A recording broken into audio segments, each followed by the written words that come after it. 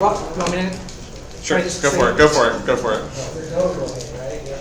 So there's a local organization, CodeCore, and they do good stuff. They help connect people who want to volunteer to organizations that need people to help them out. They've got, originally their operations were a Rails app with Ember on the front end. They recently switched over to Phoenix, and here to give us a talk on how they did that and more, let's give a round of applause to Josh. All right, so this is one of those talks where we're going to cover a lot of surface area, so you can feel free to stop me and ask a question, but there is a lot to go through, so if you have more questions later, we've got a Slack room that you can always hang out in. I think it would be good if you've got an internet connection to just check this out, so go to github.com/code-core/code-core API. Yes. Wi-Fi passwords. I don't know. Does Capital H Heist. No, that's the other one. What's the? Those the are, guess one? Josh, those are D-O-Z, capital D-O-Z-R, number 10, Okay. bank, Okay. So capital D-O-Z-R. Z-E-R. Z-E-R 10, and then bang! Exclamation point. This is for the TC. That was my next the guess. same character. Yeah, Not two. TCG gang. You good? Yeah. Okay, so this is just so you can kind of check out what it is that I'm talking about. I might tell you the location of some files, and you can open it up. We're not doing any really crazy programming while we're doing this. It's pretty much like a 10,000-foot view that we're going at here. Kevin gave some good background on us. I think to expand a little bit, CodeCore, we only have one project right now which we're helping out, which is CodeCore, which is pretty meta. But eventually we're going to end up helping out a lot of projects. We've got a ton that are interested. It's really, we're trying to make it so that we can work on open source projects for social good, and I'll talk a little bit about that later on. But realistically, we're a really small team. We have a lot of volunteers who are coming and contributing. We have 2 interns who just graduated from a boot camp. Philippe is a volunteer. Kevin has volunteered. Heather has volunteered. You can see the distinguishing T-shirt. Barring me finding more mediums, which I think we're almost all out of, if you're a medium volunteer, and you might end up getting one. We've got a whole bunch of stickers around here too, if I grab one too. But basically, we had this Rails app, and it really wasn't doing what it was that I wanted to do. I wanted to be able to take advantage of a lot of the real-time features coming up for some work that we were doing that was going to be a little bit difficult to make work in Rails. And I'm a real big supporter of Rails. I was a core maintainer of active model serializers for a while, which was the big Rails JSON API push. I'm not a Rails hater by any means. I really loved what Rails did for me for many years, but I think right now Elixir and Phoenix is going to allow us to be able to scale up in really great ways. And I think Elixir as a language allows people to be able to come in and work at pretty much any point in your application really easily. And this is kind of an understated thing about Elixir generally that I think is really important, really critical when you're building very large-scale distributed teams. My co-founder lives in Croatia, so he's a 9 time zone hour difference away from me, which can be difficult, obviously. He's kind of ending work, I'm just waking up, I'm groggy, he's groggy for different reasons. We end up trying to make it work. We make it work asynchronously. And we have volunteers all over the world, so how are you supposed to be able to bring those people in, get them up to speed quickly? I think Elixir is a great language for doing that. All right, so we're going to start off talking about JSON API as a format. Who here has heard of JSON API? Okay, pretty much half or more of the room. It is a specification with the explosion of specifications that we have, how JSON API, RAML, whatever. I think what's interesting about JSON API is that this is a Steve Klabnik project. Steve Klabnik also did active model serializers, so I'm kind of partial to this, given that that was the direction that AMS went in.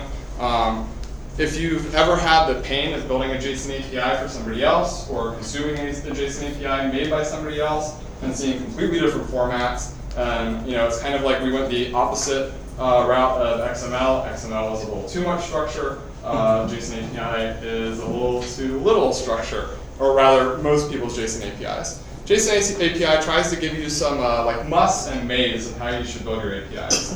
So as an example, I know it's pretty small, but you could hit this API endpoint if you want to on your computer right now. It's api.codecore.org/users/1.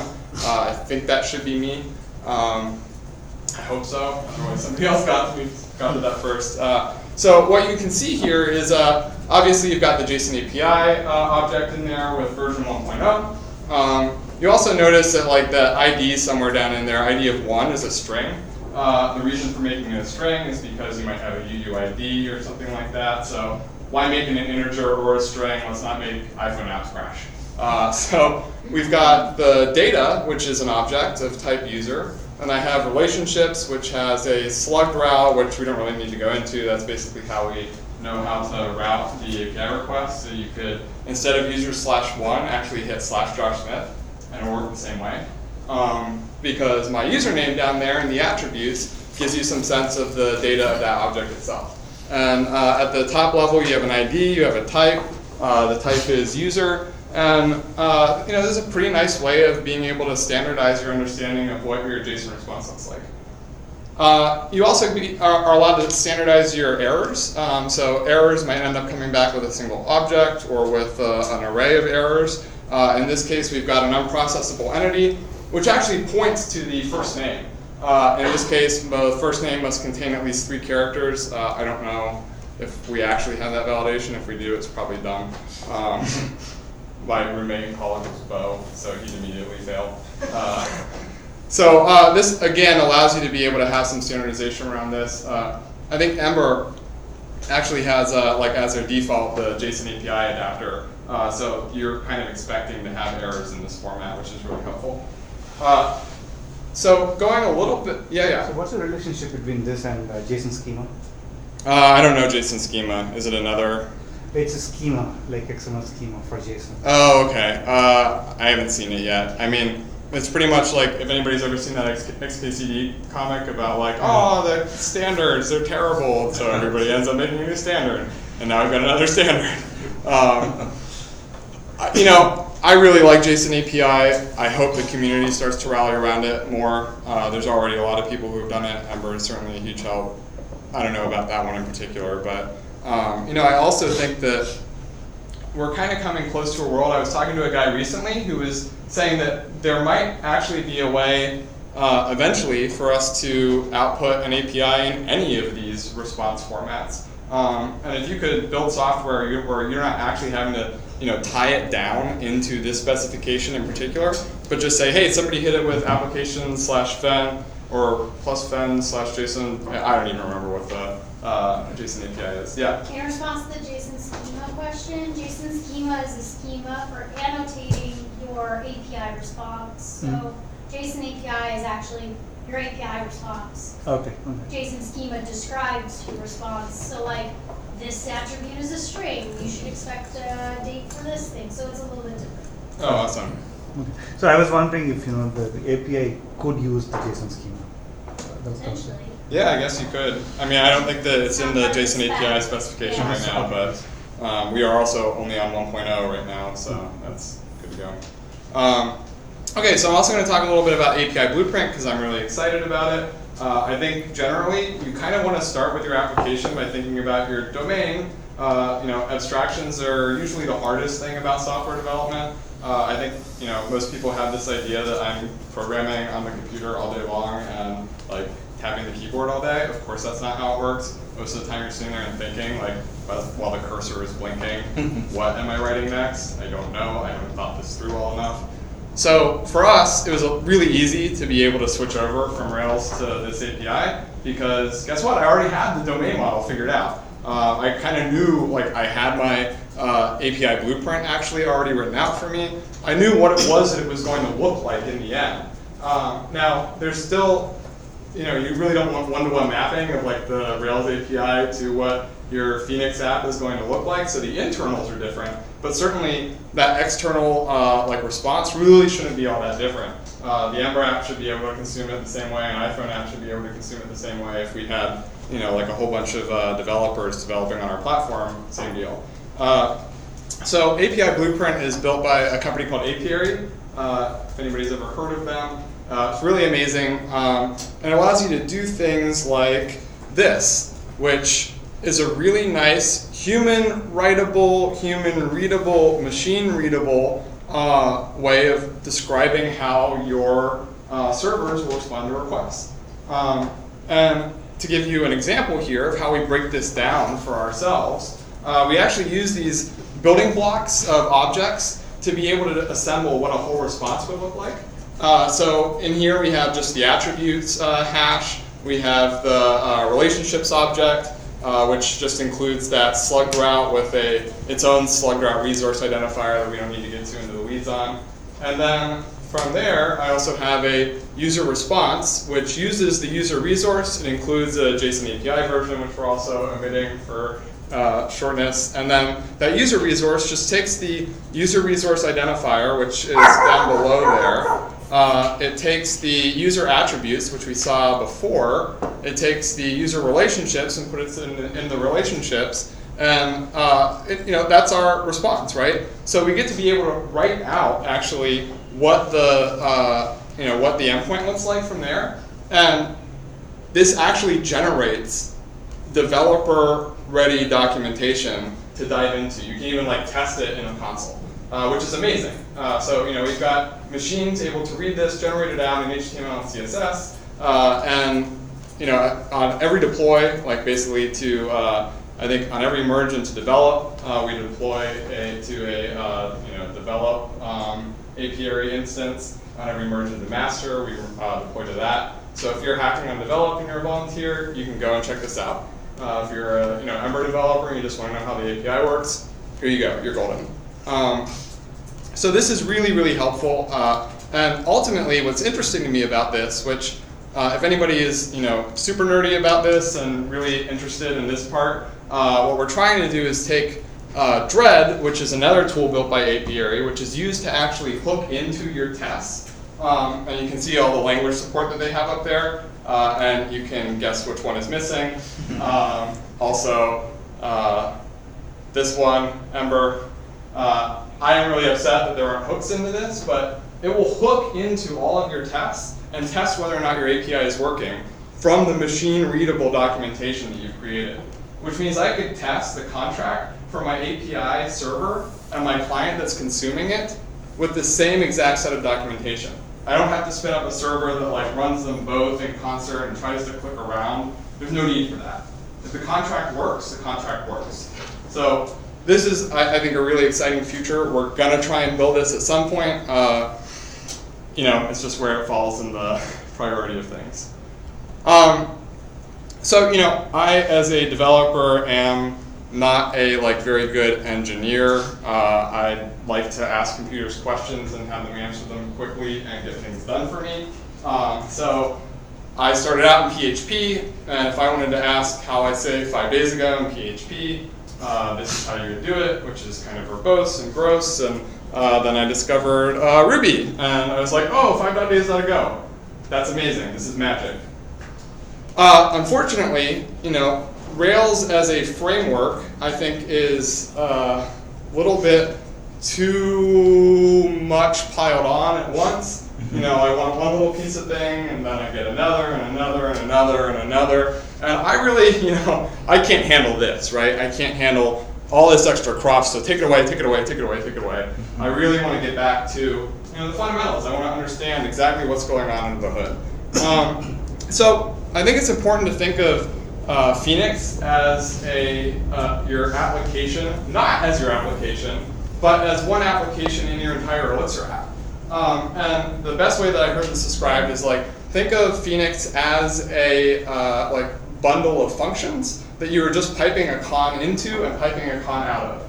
You've got a request and response going through, and Phoenix is just one of those applications that are in there. I think what's interesting when we were So, Ben, I know you were there for that talk. Heather, I think you too. Anybody else go to ElixirConf? Kevin? Yeah, so when they were discussing 1.3 in Phoenix, what's that? Yeah, so 1.3 in Phoenix, I think it's interesting that they're going to get rid of the idea of models. They're going to get rid of the idea of web as a root directory thing because it's confusing. You think of Phoenix as this special thing, but it's really not all that special. It's just part of lib. It's part of your application. It isn't your application. It's part of it. And I think that's an important thing to think about because the mindset in Rails world is Rails is my application, right? It is this monolith, and maybe I can pick and choose some pieces here and there, but I am kind of stuck with a lot right up front. So on to the actual application. This is your the routing that we have set up in here. What is notable in here? We've got like a Sentry plug, which does some of our error reporting. We have like a verify header, which actually takes the bearer token, which we'll get into a little bit later. It's a JSON web token. But you'll also notice, hey, we accept JSON API and JSON. We might actually remove JSON because I don't think there's a reason for responding with that. We deserialize any of the input that's coming in with JA serializer, which is the library that we use. If you want to look that up on GitHub, I think it's like JA_serializer, and it's by a jillion apps, I think plural. Then we go ahead and we pipe things through, loading a resource, ensuring authenticated. In certain cases, we get the current user. We set the Sentry user context, so hey, I can email you if an error went wrong. We have some analytics identification that happens in the process as well. And then we get to an example route. So we looked at that user earlier. You can see that we're piping through the bearer auth because I do want some authentication depending on what it is that I want to show you. So I might not show you an email address if you're not that user because I don't want to expose your email address through my API to other people. But I'd kind of like to know what my email address is on the site. So you can see the index show create is all in the user controller, piped through the bearer auth and the current user. But the difference between these is ensuring authentication means I literally cannot hit the update unless I am authenticated. So it stops you. It will halt the request if you don't actually get through. I think it will halt with just a 401. Okay, so JA serializer is what I use to do all of the JSON API serialization. The DSL here is really straightforward. You just use the JA serializer Phoenix view, although that API may be changing soon. You describe the attributes that we were looking at earlier, and then you can say, any has ones, has many, belongs to, really straightforward right in there. If you want to override, maybe say, create a name that you only want to be in the serializer for whatever reason, you're not going to use it anywhere else in the app. You could just go ahead and put name inside of that attributes list and create a function that actually maybe puts first name and last name together, for example. Any questions on any of this so far before I go forward? Are we all good so far? Good, cool. Okay, so JA serializer does have generators along with it. However, the maintainer of JA serializer, Alan, has told me that he did not write the generator portion of it. Somebody wanted it, and he said fine. And he said, I don't use them myself, and maybe I don't use them. So choose wisely what you want to do. I personally instead just go ahead and start making the controller myself, and I've chosen wisely. Okay, so one thing that you'll notice when you get your application up and running, and maybe you're using Ember app, for example, and you're doing XML HTTP requests to fetch data from your API. I loaded this up for the first time. I think everything should be working the way that it is, but my Ember app is blank. Okay, open the inspector. Okay, there's an error. What is that error? access control allow origin. What is going on? This is CORS. You hear us heard of CORS before. So CORS is cross-origin resource sharing. It makes sure that you are not sharing resources across domains and securely. Your server really needs to have a header response on it that says which origin is supposed to be able to access it. So in this case, I'm trying to access, where was it here? You can see localhost, I think it was 4200, is trying to access my server, which is my production server, and of course I'm not going to allow that, right? Like I don't want somebody just running a random Ember app on their local host to my production API. No, we're no good. So we try to go to Corsica, not that Corsica, this Corsica. Really straightforward. You can just put your allowed origins in that list. In this case, we wanted to allow localhost 4200. We had this problem recently. We have a remote development server, so people running the Ember app literally don't even have to pull down our API server. They can just hit our remote dev server. And of course, I pushed out the Phoenix app without realizing I hadn't added my course headers to it, and nobody had checked it in a while. And then I loaded up, and I'm like, oh, this doesn't work at all. Thanks, course. You are a super friendly guy. Okay, so I'm a big tester, so I wanted to make sure that CORS was working the way that I expected it to be working. So there's just a quick example of how we tested it. You can just build your con, put the header in, get the basic endpoint, and in the first case, we do have localhost 4200 that is allowed in my tests. Google is not, so sorry Google, you cannot access my site through XML HTTP request. You'll have to crawl it the way you normally do. Okay, so quick aside on JSON Web Tokens. Who here has heard what a JSON Web Token is? Yeah, I knew this was going to be the smallest group so far tonight. Okay, so a JWT is really interesting in that you are allowed to pack a lot of information inside of a JWT, including, let's say you have a access to a project and you're an admin on that project. I'd really like to know that information without having to hit the endpoint to see whether or not I'm even authorized in the first place. I don't want to have to make all these extra requests to do it. So you can encode all that information inside of a string and then unpack that JSON web token inside of your client and get all of that authorization information all at once, which is really incredible, but obviously requires a lot of cryptography that I don't understand. And so when I went to set up Guardian using their JSON Web Token, I come here, and that looks like this game that I played on an Apple IIe back in the day, which was called Amnesia. And I wake up feeling wonderful, but also in some undefinable way strange. As I sat there in my cool chair, it dawned on me that I had absolutely no idea where I was. A GitHub README by the look of it. I had no idea what it was that I was doing. So I just, golden retriever, pounded away at my keyboard until eventually I got something that worked.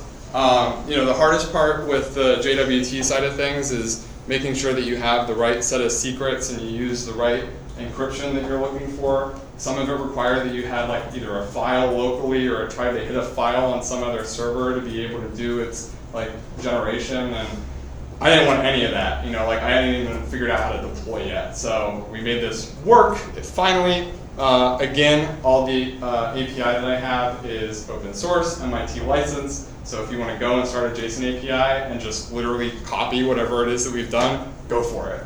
Absolutely free to do so. So you don't have to figure out JWT on your own. So testing controllers. This is interesting because I don't really know ever where to draw the line on what is testing too much, what is testing too little. I think, honestly, a lot of that is personal preference. Until we do large double-blind studies, I don't think anybody's going to have any clue really whether or not testing is supposed to be done one way or another. For us, we kind of treat the controller testing as though it were an integration test. And that's largely because we don't have really any other way of doing that. For example, in this case, I have view tests which test a lot of this attribute information, and I could probably even cut out, realistically, most of the last few lines here. What I really want to know is am I serializing this with the serializer that I expected I was going to serialize it with? Or in the case of the email, for example, am I serializing out an email given a certain set of constraints? And of course, what is great about Elixir is that it kind of tends to make clear where it is that my API has hit its limits. Oh, maybe I made something private that shouldn't be private, and I really want to understand and introspect what's happening inside of this module. Maybe I have something public that I am kind of uncomfortable having it be public, and I need to find another way to be able to figure out what it is I'm doing. So I don't have a great answer here. I don't think anybody has a great answer here, but this at least is a pretty good example of how you would do this testing. Also hidden in here, who here has read the Programming Phoenix book? Okay, so maybe half the room. Inside that book, they say, oh, you don't need all these, libraries. You might be tempted to reach for one. Well, I eventually was tempted to reach for one, and I have, which is Ex Machina. It's Thoughtbot's library, which does a lot of the friendly factory generation, like you had in Factory Girl. Heather and I think, have had a religious war on this back and forth on whether or not that's a good thing. I like it. It works for me. It allows me to do some complex object graph generation stuff really quickly. So maybe I have an organization which has a project, which has a task, which the organization has some user, and I need to be able to do all the integration testing, to figure out whether or not my endpoint's coming back with the data that I want it to come back with. So Ex Machina, that's EX_MACHINA. You can see all this in my config, or my mix, rather. Or you could check out ectofixtures. Yes, ectofixtures, which Heather just told me about this evening. So. It's not a Thoughtbot library, but rather a Dockyard library. Yeah, which is another religious war that's happening. So. But Boston, so it's all good. Okay, so also you can tell where I stopped manually syntax highlighting. And that's right here. Why does Keynote not just do that? Seriously. I don't know. I got tired of it after a while. So this is where hopefully you can read all this. So testing models. This is just like testing models anywhere else. I do think that one thing that we're not doing extraordinarily well right now in our tests is breaking out repo tests from model tests. So what I mean by that is that in a lot of these tests, I may end up doing things that have a lot of side effects that go out and hit the database. And I really like to split out those things from the tests where I don't have side effects that are happening. You can argue whether or not that's worth doing. I think it would be nice to do so, especially because it makes clear the delineation of where should I be defining my API in some of these objects modules. God, you can tell the Rubyist inside of here. Really nothing new here, nothing unique. I am also the kind of developer that my happiest days are the days where I'm deleting code from my application, where I get to look at a pull request and I say, yeah, 433 newer change lines, but hey, 724 lines gone. Negative LOC, that is, my statistic of choice. So we had a great library, which was built by A Jillion Apps again. They introduced it relatively recently. I hadn't checked it out by the time Elixir Conf had happened. Ben and I actually got to have drinks with the guy who makes it, Alan, and he said, hey, have you looked at JA Resource yet? And I was like, yeah, for 5 minutes. He's like, what's your feedback? I was like, good readme. It's Markdown. I don't know. So this is an amazing library, though, because what it allows you to do is say something like use JA resource and pull out the JA serializer params because I'm not using it anymore, and then plug JA resource, and literally all of my controller code below that disappeared. Nice. because all the boilerplate stuff where I wasn't doing anything special, guess what? Like JA Resource allowed you to be able to do a lot of that on your own. And now, my first feedback to him actually was, hey, it looked like there's not enough explicitness, and that's one of the things that I love here is how explicit Elixir is. But honestly, if you wanted to get really deep into handling create or completely overwriting it and doing it yourself, he's allowed you the mechanism to do that. So you could do a handle create, which allows you to pass in maybe some different data. You could just write def create and do it all yourself. And there are instances in which we've done that. So the explicitness comes in when I need it, and then I don't, more lines of code honestly means more things that I have to maintain, more things that I have to document, more things that can break. I really don't want all those lines of code in there. So personal preference, but really like JA Resource. However, if you're using it in the router, I would really recommend you only use only. Because if you're using except, then it starts to become tricky, like which endpoints am I allowing again? And I don't know, we talked about this earlier, right? Okay, you're in this one file. Wait, so the accept was this. Let me jump over and look at the controller and match it up and see like which endpoints am I even allowing us to hit in the first place? I don't know. Unless I use only, I prefer it. I understand why accept is there, but I really don't need it. I'm plenty fine being more verbose in a couple of atoms in a list than anything. Back to kind of the philosophical viewpoint about Phoenix not being all that special in your application. I really learned to love lib as a place to do a lot of things that I can throw helper functions into, throw completely isolated modules into. And I think what's interesting about that is that there's a really great talk, I forget the guy's name now, but called Functional Programming Design Patterns. I really recommend that you go and watch. But you see all these object-oriented patterns, and then next to it it's functions, functions, functions, also functions, functions again, functions. So the mindset behind your design patterns in Elixir is going to be fundamentally different than the way that you've thought about an object-oriented language like Ruby, which I have just come from. And that also meant that realistically, I'm not tracking all this object state the way that I was previously.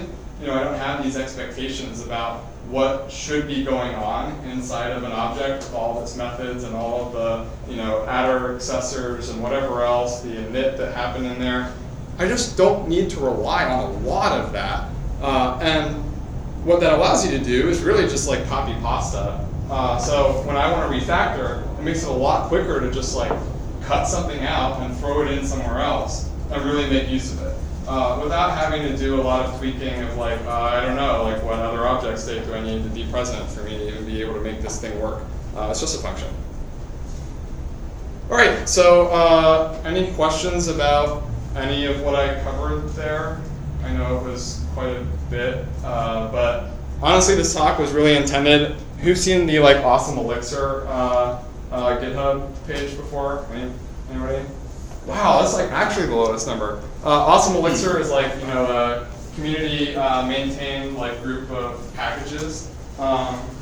It is not as curated any longer as I'd like it to be. There's probably I don't even know, hundreds of issues now, hundreds of pull requests for people wanting every tiny package that they've ever made thrown in there.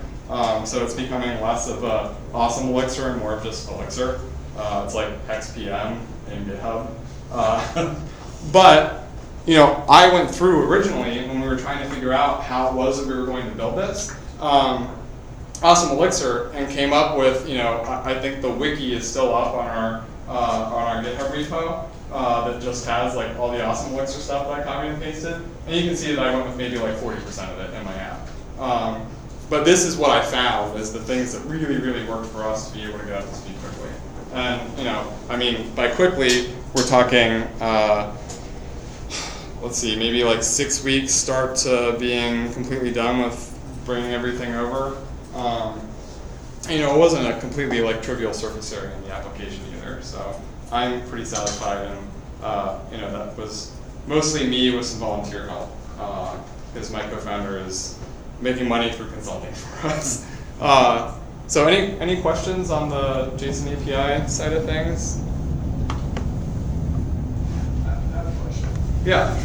So did you notice like a cost differential from Rails app versus JSON API and Elixir? Did you notice that you were paying less because there's less memory being used? So I mean, we're not at enough scale for me to really be able to tell just yet, but honestly, I mean, like the memory difference is huge. I mean, before we switched to Puma, I had Unicorn, and I had Unicorn Worker Killer gem, which, just killed my Unicorn once the memory got high enough, which is terrible. But I mean, that's like lazy DevOps, that's what I'm all about. There's a great talk from RailsConf 2016 called Rails to Phoenix, and they specifically go through all of the cost savings that you're going to get. One of which, and probably the largest and most substantial, is the server cost savings. So taking like 1 million requests from users, how many servers that takes in your typical Rails app versus the same app in Phoenix, and it's like 100 to 1 difference. So it's huge when you're talking EC2 instances. And then the second largest cost savings is how many devs you have to hire, or what tech stack expertise your devs have to have, because Elixir handles almost all of it for you. So you can hire one dev that knows Elixir, or you can hire a full stack dev that has like Redis experience and MailChimp experience and whatever other technical stuff that you need, or you just hire Elixir dev. So it's a really good talk. You can find it online. Yeah, and I mean, we eliminated Redis as a dependency, which was great, so automatically that cost is gone. Albeit trivial for us right now. But that said, I mean, you think about the number of cores. I think it was 40 cores that was serving up to 2 million simultaneous That's connections. an even different comparison. Yes, there's also a nice blog post by Chris McCord, the creator of Phoenix, where he's talking, I think that's specifically talking about channels though versus action cable. Right. And it's like a ridiculous amount of requests that the Phoenix channels are able to handle, which is not even comparable to like the Rails app with action cable. Yeah, in fact, that 2 million number, the peak was the number of ports that were available on the server. So they actually just like maxed out on like this physical number of ports that they could have. I mean, not operating at scale, I can't really tell you right now, but I think that's a great thing to look into. Just seeing what we've seen so far, I think I'm operating under like 100 megs of RAM on the server. And I think like, I don't know, I'm trying to think about what else we've been doing. I mean, I get actually alerts right now when the requests, like the 95th percentile requests go over 1 second, I get emails. And the only reason that that's happening is because somebody signed up and they were uploading a photo, which is all being processed through the Elixir app, which, I mean, that's amazing. That blows my mind. So like, that's why I haven't turned the email off, because it's just like, oh hey, a user signed up, that's great. Okay, the threshold will go back down soon, no worries. I honestly, you look at like DigitalOcean server, which I think their highest is maybe like 32 cores, I'm not positive. It's like $650 a month or something. So if I had like 2 million channels open for like a canvassing app, which I've built before, and I have a whole bunch of people out there, honestly, I doubt that there are more than 2 million people canvassing at any point in time. I could literally serve it up all on a single server, which is kind of impressive. That's really amazing.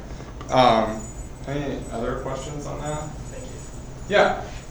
Any kind of like caveats, like the anti-use case, kind of, maybe not do it with Elixir, consider something else? I don't know. I mean, I think Elixir is like really well made for server application where you're doing a request and a response. I mean, yeah, honestly, like I think a lot of these things are more cultural things than they are technical limitations. For example, we have a project that we're running right now, which is a volunteer organized project called the National Voter File. And we have a lot of volunteers who want to be able to come on, like budding data scientists who want to take 50 states worth of voter data, which is all different, and do ETL operations on that data to bring it into a single warehouse. Now, sure, like Elixir might be able to process all that relatively quickly, but how many Elixir developers am I going to be able to find who are like really passionate about that? Like, what's the volunteer scope versus, say, like Python developers? Like, Chicago Hack Night, almost everybody there knows Python. But of course, you can make the argument: how long did it take for them to learn Elixir and come up on it? Probably not long. I think your problems come up around the amount of operations that you need to do, right? Because being immutable as well as being passing things through, referencing them. If you needed to store state, then you might need to do something else, right? Right. Although I forget any longer what the talk was on at the end of Elixir Conf, but I'll find it for you. It would be very interesting. That's relevant to that. But I mean, I don't have any caveat against this right now. I think it comes down to personal preference of your business and you personally. That's a great answer. I mean, it's good to hear that rather than like, oh yeah, don't use it for this. Yeah, honestly, I mean, like if I were, so as an example, it's not like I've abandoned Ruby altogether. I'm an Army officer on the weekends. I'm in the National Guard, and I tried to this past weekend. I've been generating all these counseling statements, which are like, hey, you failed the Army physical fitness test because you don't work out ever. Big surprise. And I've been generating, I mean, we had like maybe like 45% failure rate this past weekend. So I've got to generate all those for my company. I don't want to copy and paste all that, so I got the like Ruby like PDF forms gem and used like PDFTK to take a spreadsheet that was at most 5 columns and generate a whole bunch of counseling forms. Because it was super easy for me to throw that together in like a 70-line code. So up to you, I think everybody, as soon as they see like a shiny new hammer, like everything is a nail for that hammer, and I don't think that way. I think about like, I'll reach for the tool that's best for the job that it is that I want to do. Sorry, you first. So when you were doing your API migrations, how did you handle your schema structures? Did you just do reference models based on what you had in your Rails app and connected to the same table structures? How did you work that out? Yeah, so I ended up, I can share that with you too, like the like migration SQL that I wrote. But effectively what I did was I compared the schemas where they differed. Of course, there were like table name differences, there were foreign key differences. From a Phoenix app that was just like freshly migrated, no data in it whatsoever, to what the Rails app looked like. And it was a fairly manual process of me stepping through and looking at this and making sure that everything was right. Because I had some things in there like triggers that I wanted to bring over, which I had to just have some like SQL migrations up that were just bare bones SQL inside of my Phoenix migrations. And so I compared the two of them. I even like brought it up in PostICO, the like PostgreSQL browser on OS X, and like just checked back and forth. Finally got to the point where I could dump all of it, dump the entire schema, and go through and check the diff on the two of them. And once it was good, then I was ready to go, and I just ran that operation on the existing database, and then dumped the entire database, and then loaded it into the new database that the Phoenix API was hitting. How about tooling? Things like debuggers, things like performance. You mean like for checking any of the like analytics or anything on that? Yeah, analytics is one of them. Debugging is another one. Also like performance debugging, those kind of stuff. Yeah, so performance debugging in particular, there's a package called bench something. Can't remember the name of it. It was a funny name. What's that? Benchfella? Yeah, Benchfella. So I use Benchfella. I used that recently just to be able to check how long it took for my JSON Web Token to render, which is like 130 milliseconds or something like that on 10,000 runs. or microseconds rather, which was actually still too much for me, so I decided to create another endpoint for it rather than rendering as an attribute for all my projects, because there's just a reason for me to do that. But as far as the like other tooling, I mean, you can certainly come on the Slack and ask me about it, because there's just a bunch of things that I would point you at. I mean, that awesome Elixir repo is still really good for going through and coming up with some ideas for things, because there's a lot of good stuff there. I know on the performance monitoring, there was a whole talk given at ElixirConf on it, which was really helpful. On debugging, I do a lot of just like io.inspect, because it's fairly easy for me to throw that in anywhere that I'm trying to look at it. I'm not like as reliant on prying into my application as I was in Ruby app, which is nice. So I mean, like right now we're getting into some backend development, not necessarily web, but services, things like that. And we are using Python mainly because people use Python. Yeah. How would you pitch this to a company or to the manager? How would you? I have no idea, honestly. That's my real honest answer. I mean, luckily, when I work with consulting clients, I get to make the technical decision for them. So it's just as easy as you hired me to do this, and we're doing it in this, which we are doing, like a Phoenix app for a consulting client, which is great. It's going to be a really good use case, but I honestly don't know how I would. I think it's kind of the same as the question that was asked over here about, are there any caveats against this? I think it's really up to your business, your team. There's a whole lot of things that I don't know enough about your company that I wouldn't be able to make that decision and just say here's all the reasons why. I mean, I think we've covered some good reasons why that would be the case. I have a blog post on the CodeCore blog that explains the reasons why we did it. And if any of those resonate with you or would resonate with your management, then steal them. Again, just like the application, take it, it's yours. The RailsConf talk from Brian Cottarella basically is like a sales pitch of moving to Phoenix, so that watching that. RailsConf 2016 or? Yes. Yeah. Okay. Yeah, the It's just plan Rails talk- to Phoenix is what it's called. Yeah, and he even gave it actually at the Rails meetup here in San Diego. And the point of the talk is really to obviously it's exciting for us as developers and engineers, but it's geared towards the people that have the money that are making these decisions of what tech stack to pick and why they would want to pick something like Elixir over Rails.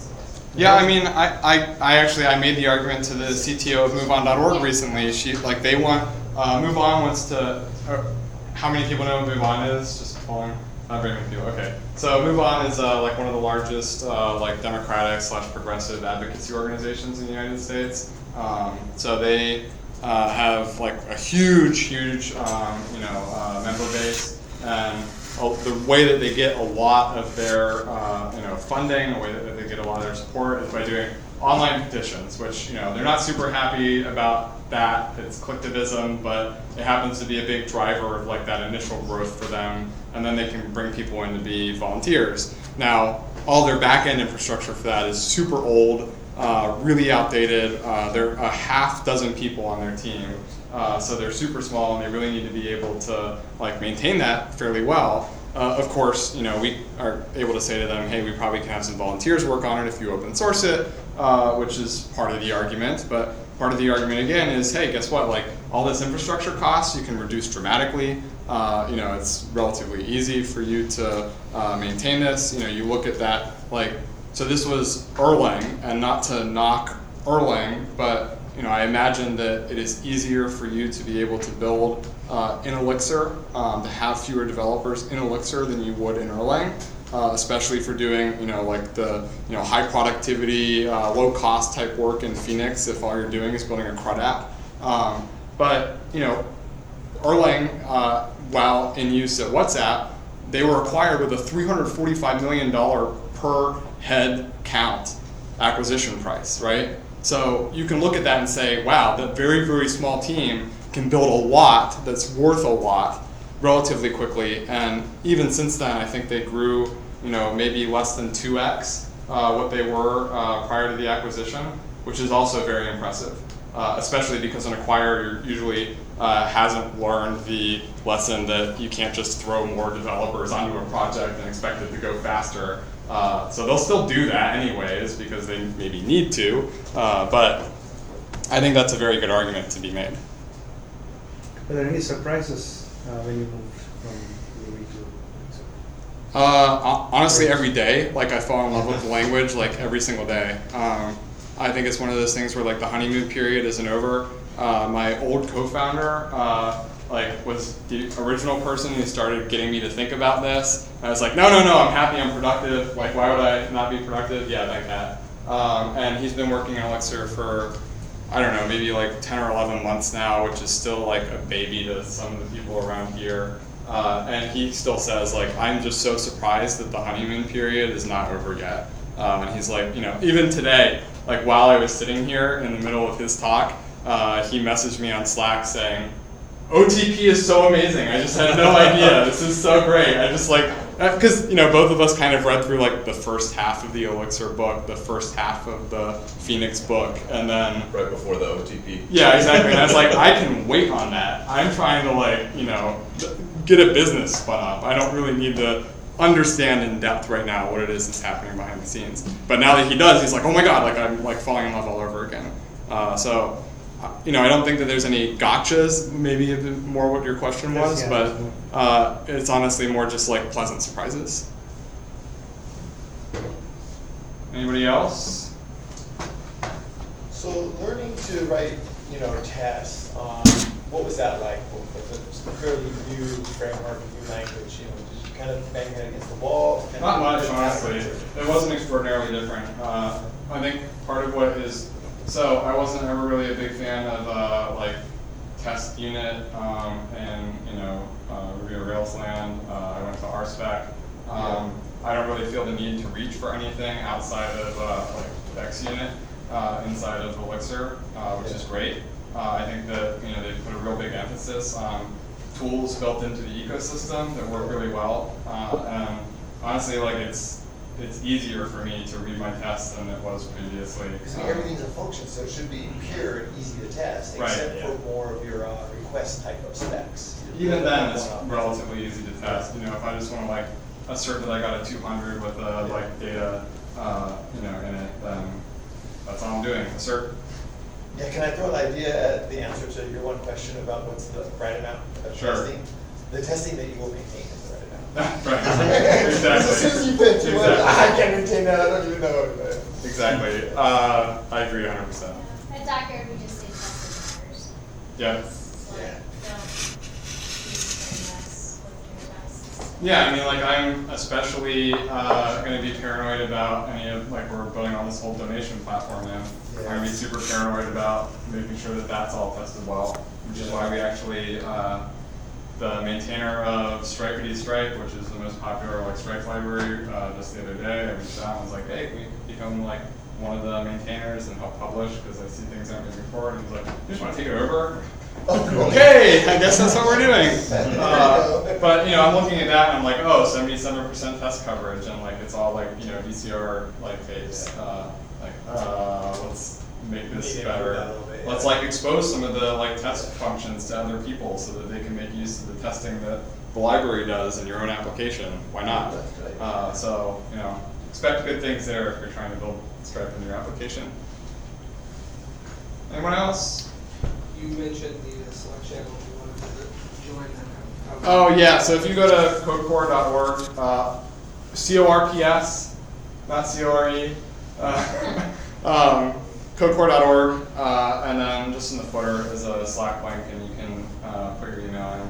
And if it doesn't respond to you, it's like a Rails app on Heroku, I think. So put the email in again.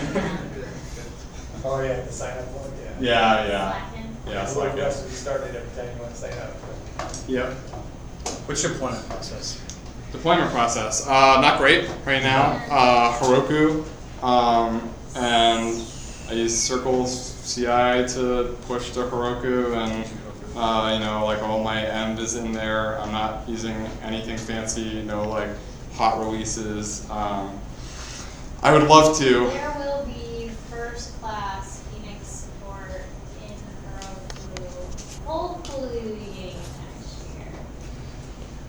That would be nice. Yeah.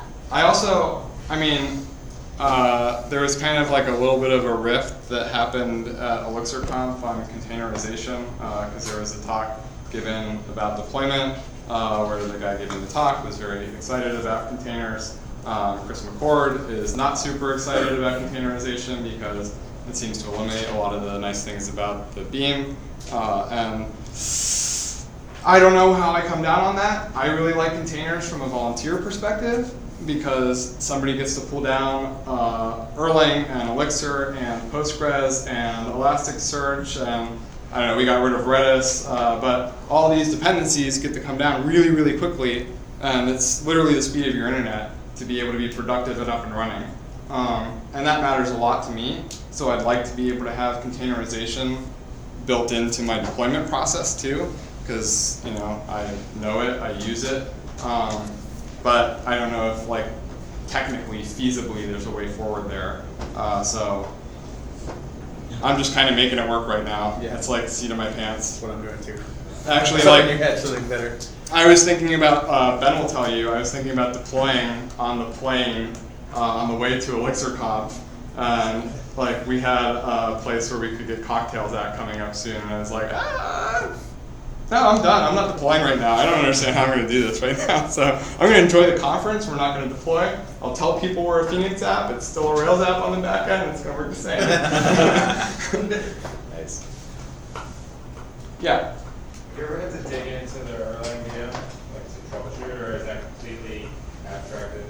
Not for me yet. I mean, like I said, I'm just a stupid developer building CRUD apps, so I'm not doing anything crazy right now.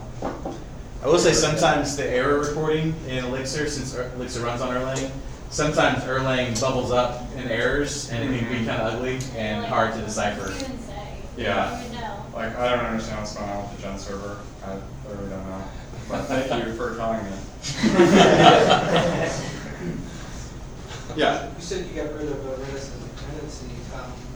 This kind of, I don't know how your app works necessarily, but in our case, we use Redis and Sidekick to communicate across 200 different servers that we're running 24 hours, 7 days a week. Is there something equivalent to that on the Phoenix side? It's built in. Yeah. Yeah. But then how do you communicate, like, because we have jobs that don't necessarily have to be kicked off at that particular. We don't even need jobs anymore, honestly. Okay, Everything- I guess my mind Yeah. is still. Processes. Yeah. Magic. It's like Magic. everything's running Sidekick, like. Yeah. Literally. Like, I mean, you But just- no there- Sidekick, yeah. there's no need for it. I mean, there was actually, I forget who, what the library was, but it was supposed to be like the, Elixir port of Sidekick. And like, it's just like a huge, like, not maintained, this is not how you do it. I think it's Augie Grimm, actually. And he was just like, no, like, don't do this, this is not like the Elixir way. And honestly, I know that, Phoenix Presence brings some really nice things to the table that a little down the road, I don't know how long it was, I think Chris was saying maybe like a year or so, we get to the point where microservice discovery starts to be a lot easier too. So if that's something that you're concerned about, like automatic microservices just popping up, and like your application knows when your microservice is available to be hit or not, just across the entire distributed application, which would be great. So outside, so you don't really have like a structure per se of having all of these different servers communicating with each other outside of just the base core language itself. So you build out the API internals for them to be able Right, because this is where like the Erlang VM comes into play, and that's why containerization isn't such a great fit for this, because you have that. That's built in for you. I mean, this is where like I understand that much. I don't understand any of the technicalities of it because I haven't read any further in the books that I need to read in. But I really recommend digging in there if you're starting to ask these kind of questions right now. Okay. Yeah, I started reading Phoenix book about maybe 1/3 of the way here.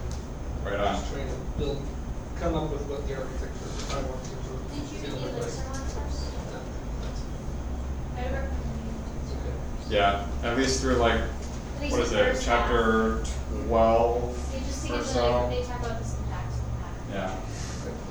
They know, they just read through the Elixir book in like a day and a half and then are on the Phoenix book. So. When Brian decided to switch Docker from Rails to Elixir, which is now like almost 2 years ago, I feel like, he said he just like showed up with a bunch of the Elixir books and like gave them to all his engineers and was like, read this by the end of the week, we're done with Rails. And so they had to learn it by the end of the week. Yeah, I It's mean. not easy though if you're from Rails to take it up. And honestly too, we had like 50 volunteers on the Rails side where I was just like, by the way, either you learn this or you don't. I appreciate all the help that you've given so far, but like if you want to keep volunteering, we're doing this instead. They sort of had to learn a little bit of Elixir, try to like find out what that comes in and as we do all the couching and making little changes, migrating couching databases between each other and to a single one that requires all that kind of Elixir structure. I'll definitely. Yeah, I mean, it's like you're gifted it for free, so just kind of expect that.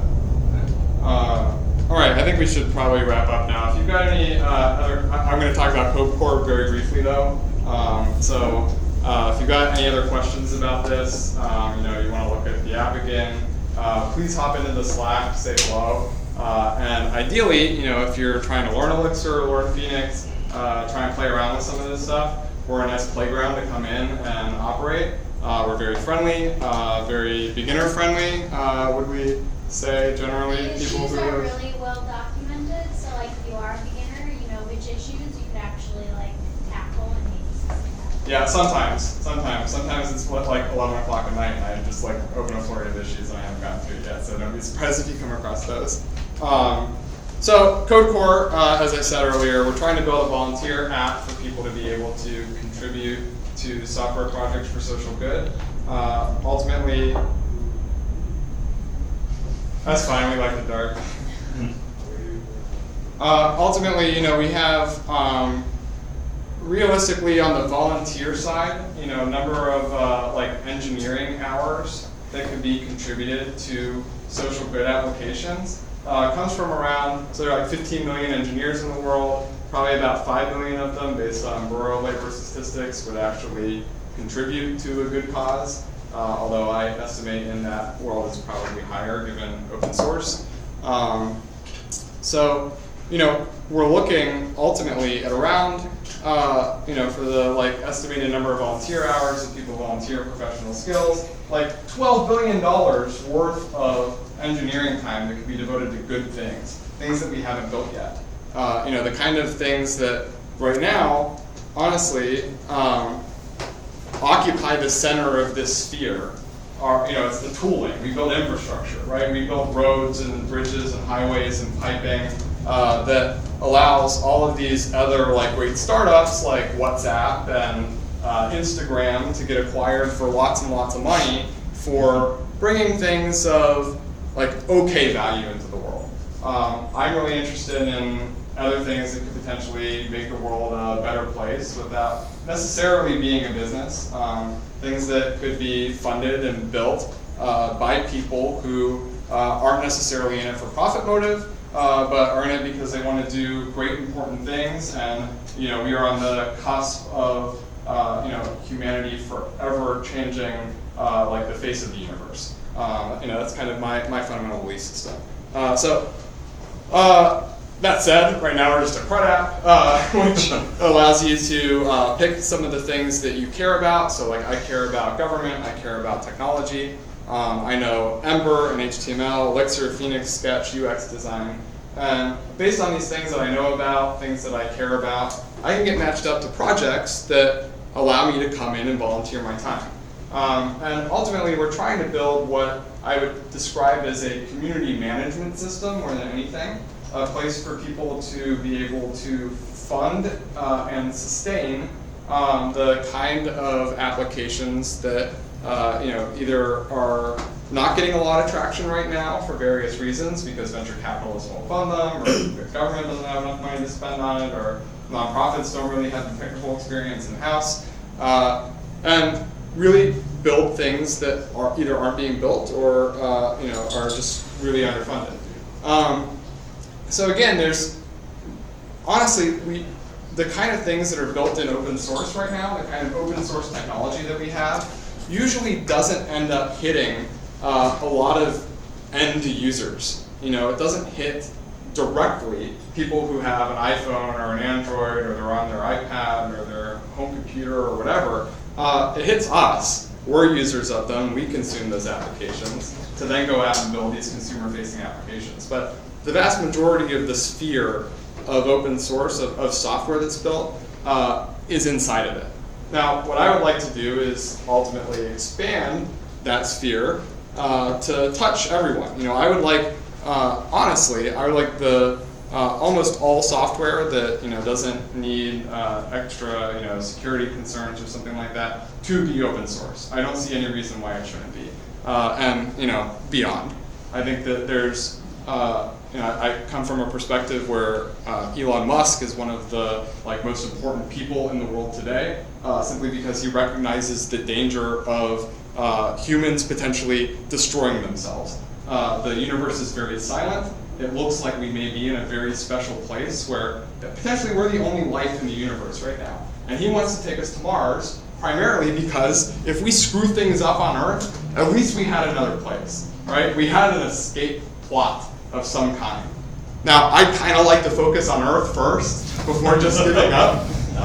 So ultimately, I really think that software, if you believe the hype from venture capitalists that software is eating the world, then you really should think that software should have a good diet along with that, and be eating good things, right? Not just the next zero marginal cost SaaS app that allows people to walk somebody else's dog. Those are valuable things, don't get me wrong, but they're not as valuable as things that we really could be doing, right? We have how many billions of people in poverty? So I want to try and answer some of those fundamental questions, and without being too much of a techno-optimist, think the technology can help do it. So we are building right now, over the next 6 to 8 weeks or so, this donations infrastructure to allow people to donate to projects, sustain them. We're doing it actually as like a subscription basis. And the idea is that you should be hooked into whatever it is a project is doing. So I should be able to know what it is that these volunteers are building and feel connected to them, right? Like, even though technology is great, I think people over code any day is even more important. So I really want to have people feel like they understand what it was that was being built in the first place. We're also building a little bit of a redo of our task UI that can allow people to come in very quickly, pick up a task, take it on, and ultimately farm tasks out to people. I think in the ideal world, some sort of Amazon Mechanical Turk style system for volunteership is not unreasonable. I should be able to come to you and say, hey, remember how you said you had 2 hours a week to work on Elixir projects that you wanted to volunteer on? Why can't I ping you on that? And ultimately, even though we think right now, hey, we have GitHub, isn't that working? Isn't everything great? It isn't. Most open source maintainers will tell you it is really painful to try and get anybody to come back again. You have all sorts of drive-by contributions, companies expecting you to work on things for free, and even the infrastructural things are failing right now. The kind of bridges that are crumbling around the United States generally, they're crumbling inside of open source software too.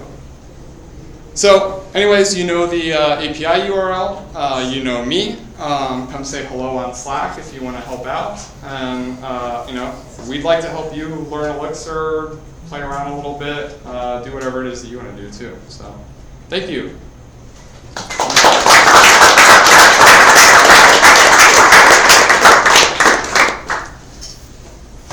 Chris, did you want to give a quick little spiel? Yeah, just glad everybody could come out and so this is actually the first time we hosted anybody here in our downtown office. So we had some problems that we didn't think of ahead of time, but we should have it worked out for down the road. But anyway, glad you guys all came and had a chance to kind of check out our office and hang out. So glad to have you guys. Thank you so much for everything. Thank you. Yeah. Great.